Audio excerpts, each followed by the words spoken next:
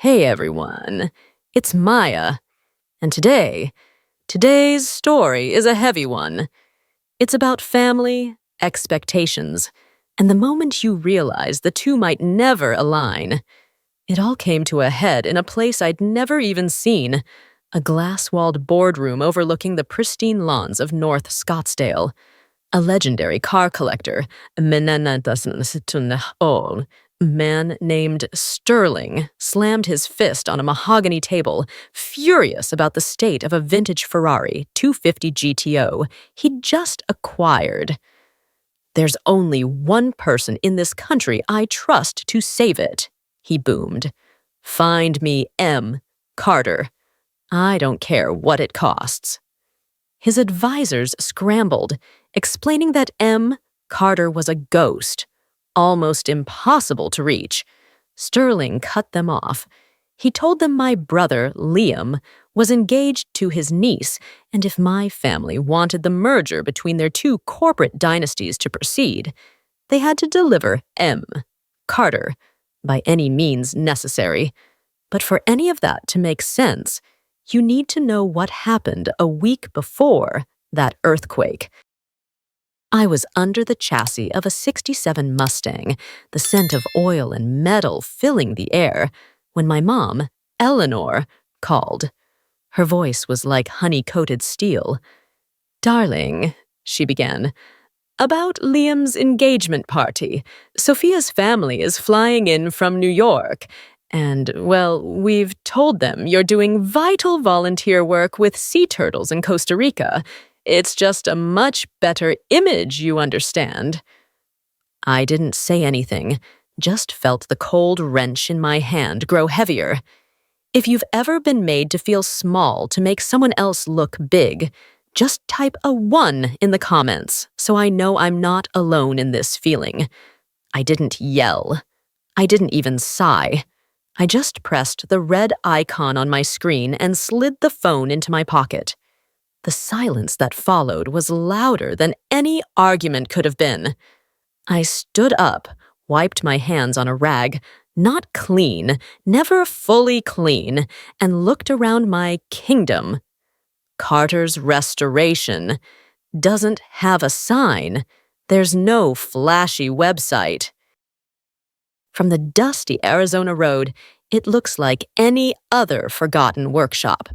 But inside, it's a sanctuary. It's where the broken and forgotten are made whole again. The air here doesn't smell like failure. It smells like potential, a mix of worn leather, metal polish, and the faint, sweet scent of high-octane gasoline. Every wrench, every socket hangs in its perfect place on the pegboard, a testament to a discipline my family would never understand. They see grease and grime. I see the medium for my art. My hands, the ones Eleanor was so ashamed of, can feel the slightest imperfection in a quarter panel. They can diagnose a misfire by sound alone.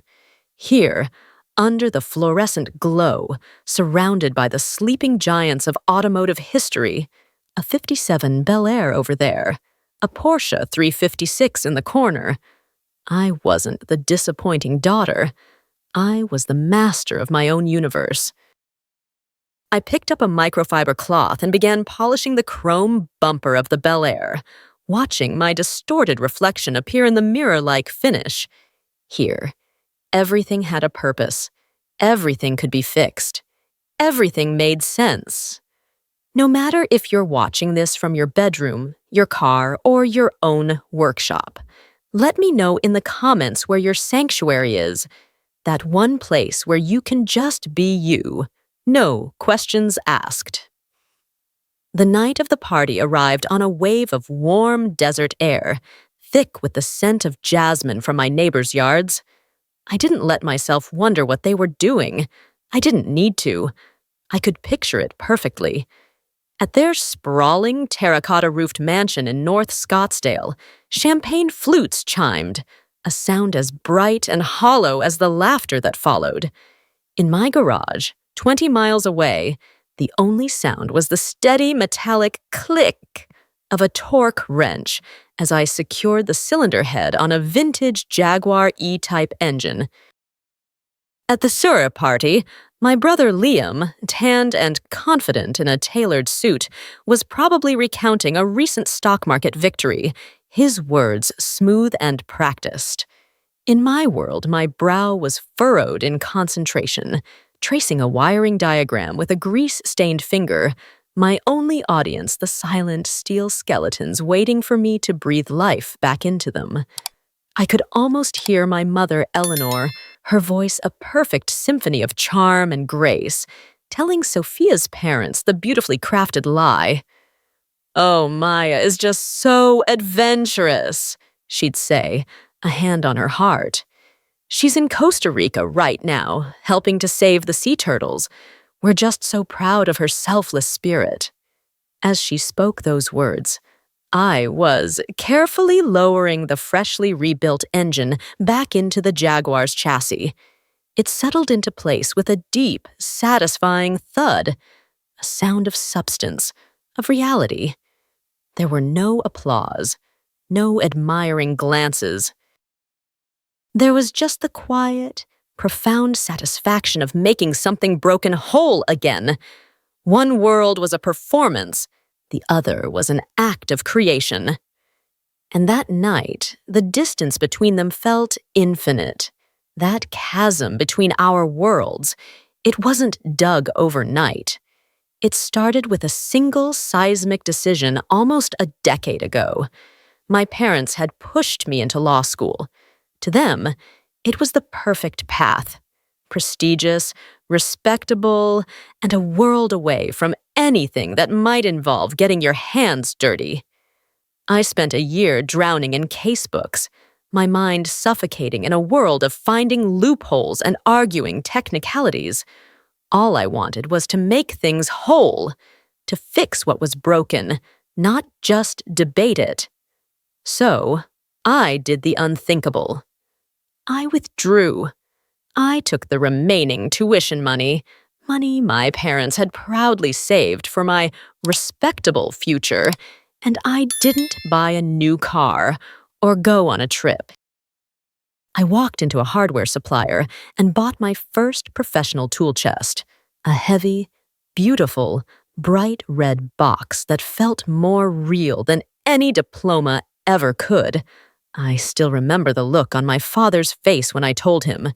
We were in their living room, a place so perfectly decorated it felt like no one actually lived there.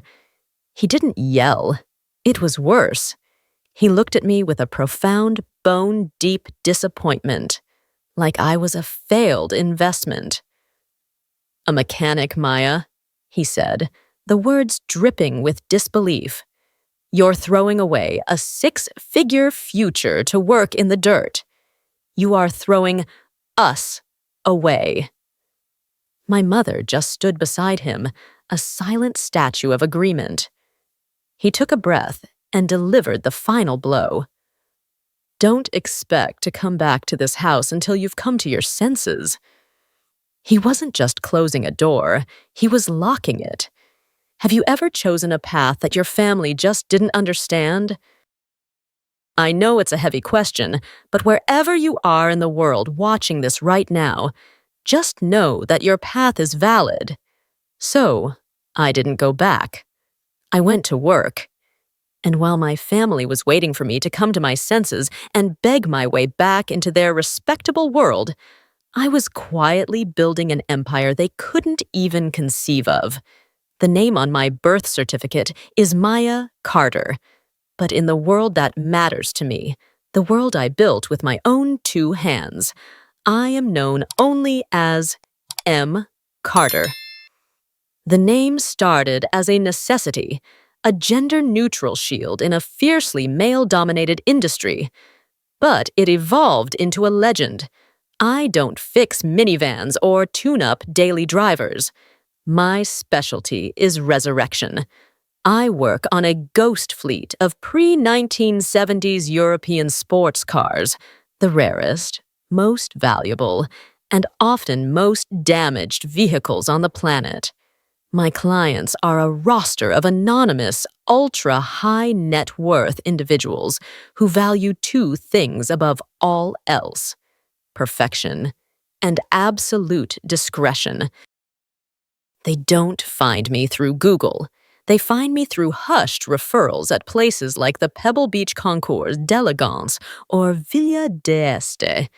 They ship me cars that are little more than rusted-out shells, and they trust me to not only bring them back to life, but to make them factory perfect, down to the last period-correct stitch in the leather upholstery. I've spent months sourcing a single correct bolt for a Lancia Stratos. I've rebuilt the entire engine of a Mercedes-Benz 300 SL Gullwing using tools from that era. They don't pay me just for my labor. They pay me for my obsession. M. Carter isn't just a mechanic. M. Carter is a guarantee of automotive immortality, and it's the best-kept secret in the world of classic cars. And so, this carefully constructed wall between my two worlds, between Maya, the disappointment, and M. Carter, the legend, was about to be obliterated by one name: Sterling. The demand had been made. The fate of my brother's multi-million-dollar business merger now rested on their ability to find a ghost, and the hunt began. I can only imagine the absurdity of it.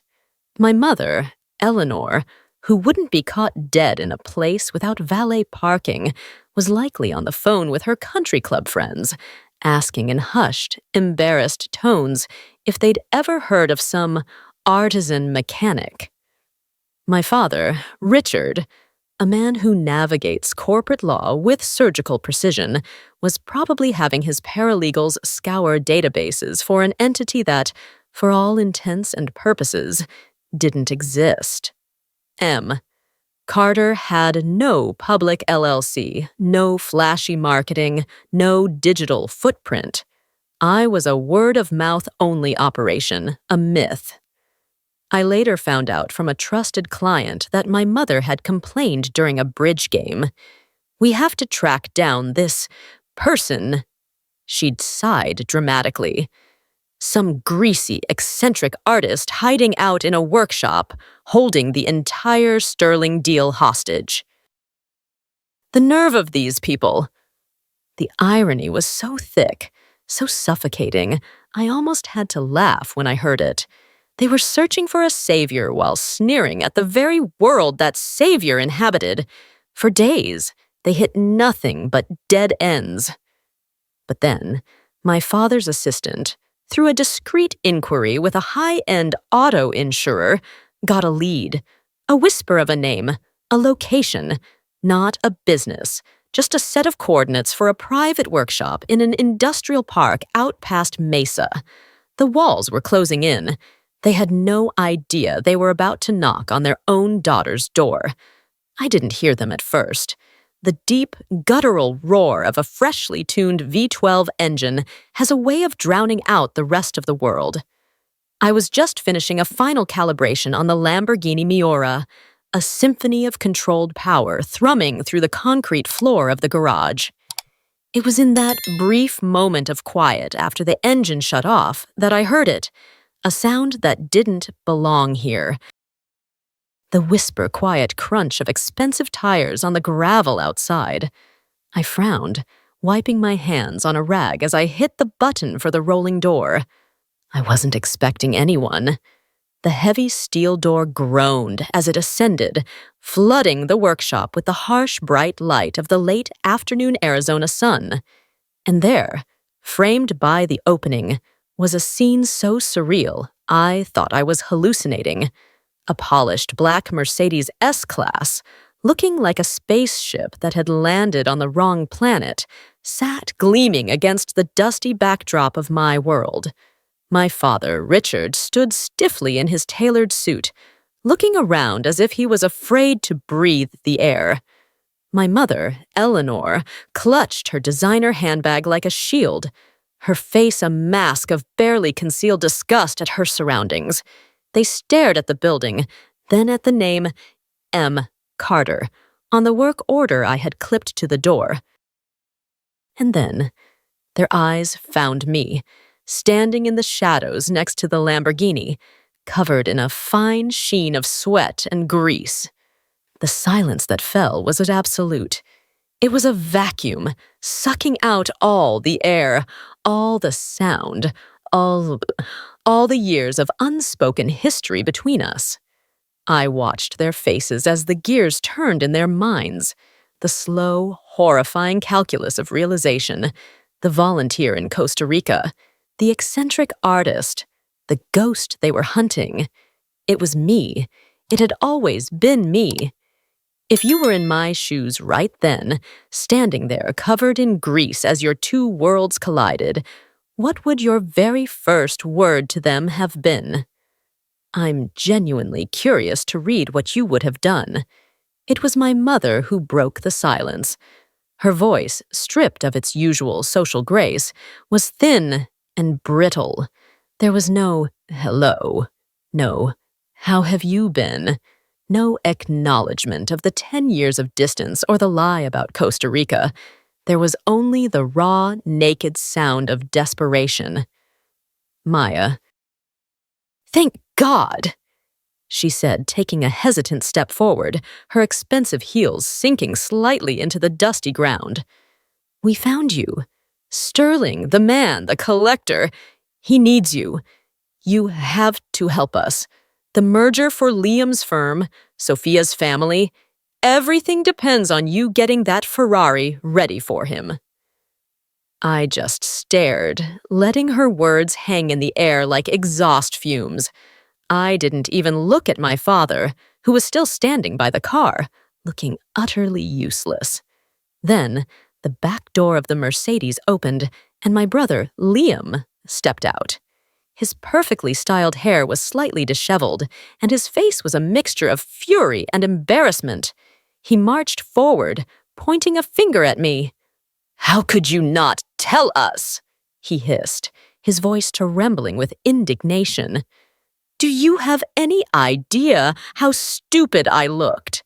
Sophia's family is connected to Sterling, and you—" He looked around the garage in disgust.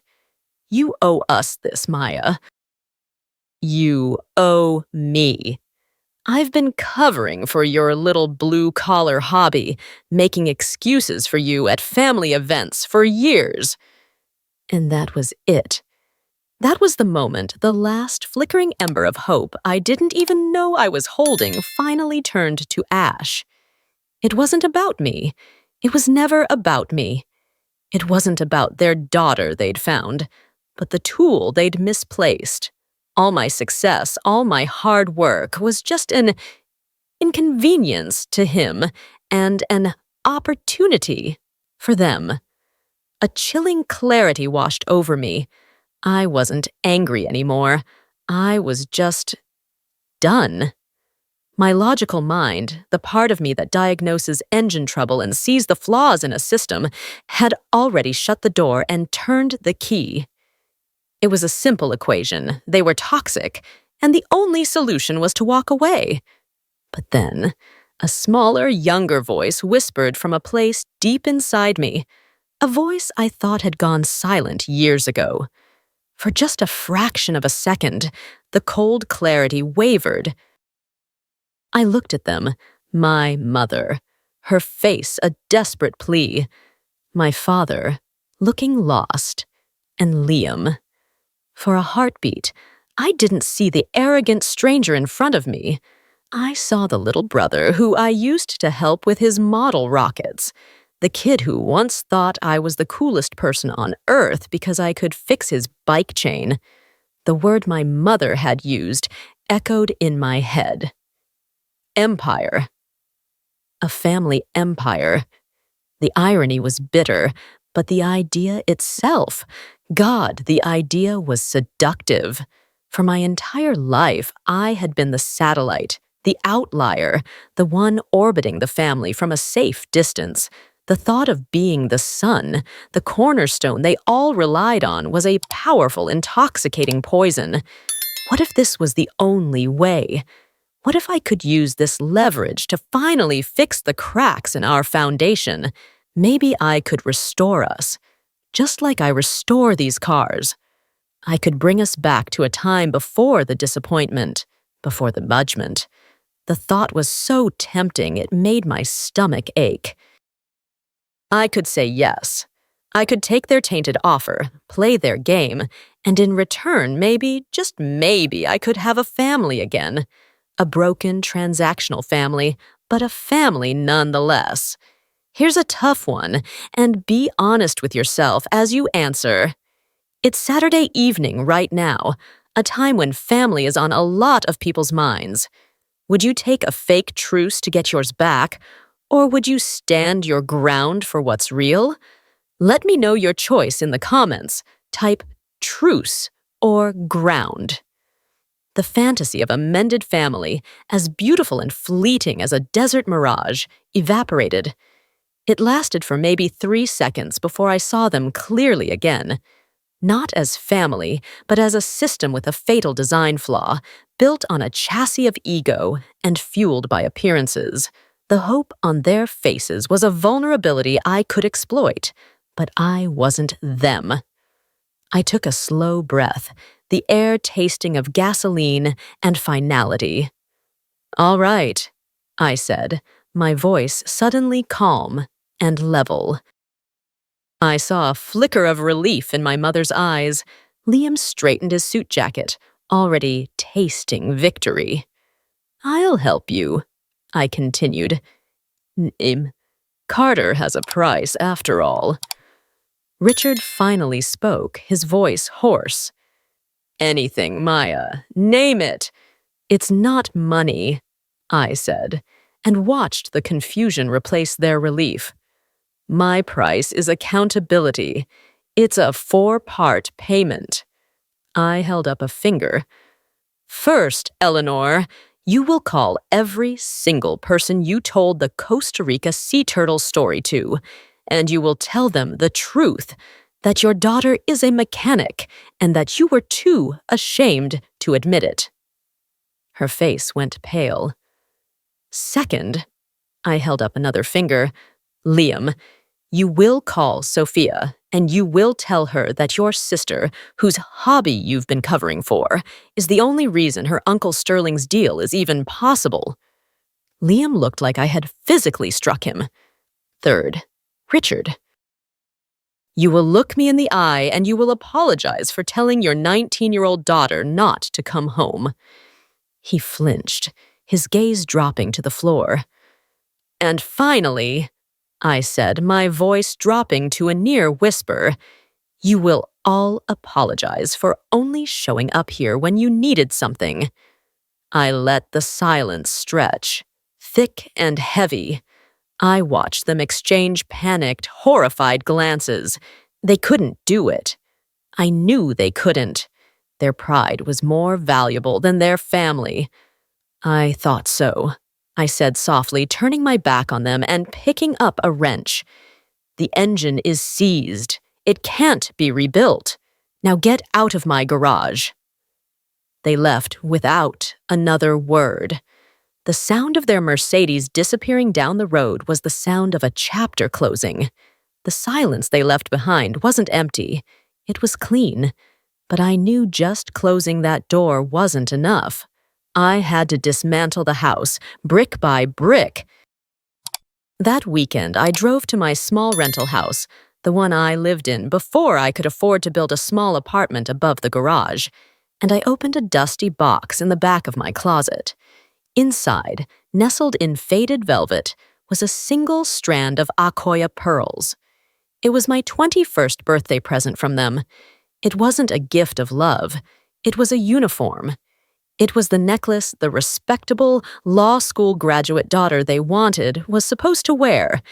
It was elegant, beautiful, and felt like a choke chain every time I'd tried it on. I took the box and drove downtown, past the upscale jewelers my mother frequented, and went to a simple, honest pawn shop on a side street. The man behind the counter appraised them, named a price, and I accepted without haggling. I walked out with a cashier's check, feeling lighter than I had in years. I wasn't selling pearls. I was liquidating a false identity. The next day, I wired that money, plus a significant sum from my own accounts, to a lawyer, not to sue, but to build. 2 weeks later, the Carter Grant was officially incorporated.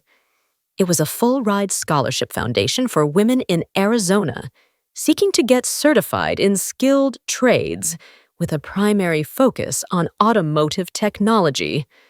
I posted a simple announcement on a few online trade forums under my real name. No backstory, no drama.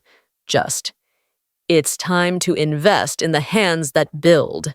Skill has no gender. Let's get to work. Fast forward 6 months. It's a warm Saturday evening, much like the one when my family came to my garage. The phone doesn't ring with their numbers anymore. The silence they left has been filled, not with loneliness, but with the sound of progress. My world, instead of shrinking, has expanded in ways I never imagined. This evening, I wasn't in the garage.